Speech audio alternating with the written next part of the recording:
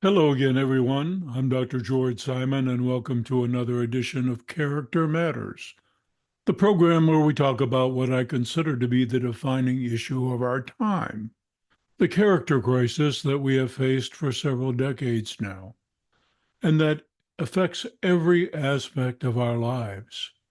Today, I'd like to continue a discussion about covert characters, narcissists, aggressors, and other manipulative personalities. I first introduced this concept in my book In Sheep's Clothing many, many years ago. At the time, the framework that I was advancing for understanding certain types of characters was not very well received. Things have changed, and there's a lot of good information available these days. Some of it is not quite accurate, so I wanted to clear the air just a bit. These days, you hear a lot about covert narcissism. It's a very different animal than covertly aggressive characters. And the main difference has to do with conscious intent. Many times, with certain types of narcissist, and this is a point that I make in many articles on the blog at drgeorgesimon.com, narcissism is not a one size fits all phenomenon. It's not a unidimensional construct. There are many manifestations of narcissism, and there are many types and degrees of narcissism. Of course, its central core has to do with an unhealthy, often inflated sense of self.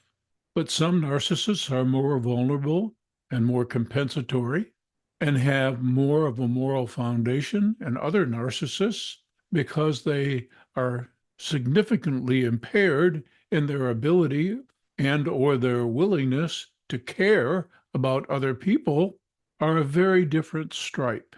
And it makes a big difference to understand the difference. Now, some narcissists are covert merely because it's hard to discern them as narcissists. It's not that they attempt to conceal their nature, it's that you don't readily see their nature. Why? Because perhaps they have the gift of charm. Perhaps they have the skills for positive impression management. Maybe they are good connectors, understanding well the dynamics of interpersonal engagement.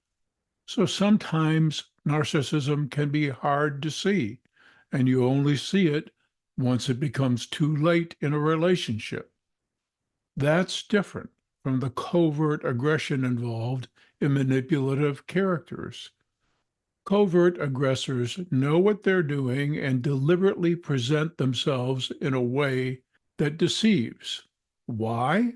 Because they want advantage over you. They may want to exploit you. They may wish to dominate and control you. Their aim is to win and to be on top. And if you knew exactly what they were doing when they used some of their tactics to gain the advantage, to get you to capitulate, to get you to see things their way, do what they want you to do, if you were perfectly aware of what they were doing, you might resist. So the strategy is to convince you that they're doing anything but trying to exploit you, take advantage of you, control you, etc., etc. That type of covert personality is very different.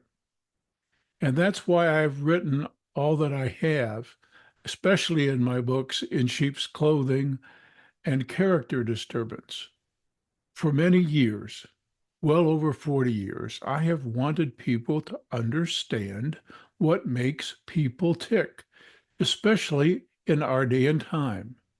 You're likely to experience much less heartache in your relationships, whatever the nature of the relationship, whatever the type of relationship. You're likely to experience much less heartache if you know how to properly judge a person's character, what signs to look for, what modes of behavior to pay attention to, how to correctly label them, and how to be not unduly influenced by many of the misguided notions that for years mental health professionals have promoted that made it even more difficult for people in relationships to adequately judge the character of their partner. Just one of those misguided notions has to do with the nature of encounters that typically occur between covert aggressors and their targets. Unfortunately, so many of us were taught to see someone who uses the various tactics that I describe in my books as being quote unquote defensive, coming from an insecure place, when in fact they're more likely on the offensive, just trying to get something but stealthily concealing it so they actually have a better chance of having their way. Folks were also told that the tactics covert aggressors use are unconscious defense mechanisms that the person doesn't realize they're using and that they're in a defensive posture.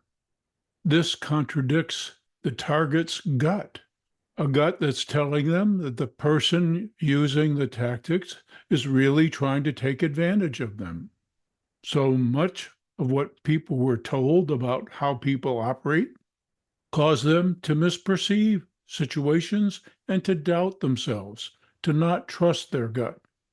One of the reasons why In Sheep's Clothing became an international phenomenon, and people have written by the thousands to say this, is that once they were told that it's okay to trust your instincts, and when you're going on the defensive, it's quite likely that the person inviting you to go on the defensive is in fact on the offensive and knows what they're doing. Once it was okay to feel that way, the gaslighting effect was overcome and the road to more freedom and personal empowerment and validation became clear.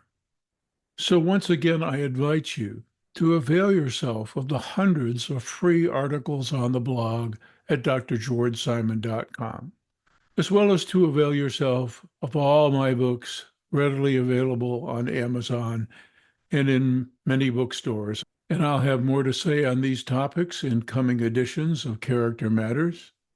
And I'll be having more to say about what we have to do to turn this vicious cycle that's been going on for several decades now around and restore the importance of character the same way we destroyed it, one heart at a time, slowly but surely, beginning with our own hearts, so that slowly, steadily, incrementally, our world gets populated by more people of character and our relationships become wholesome again.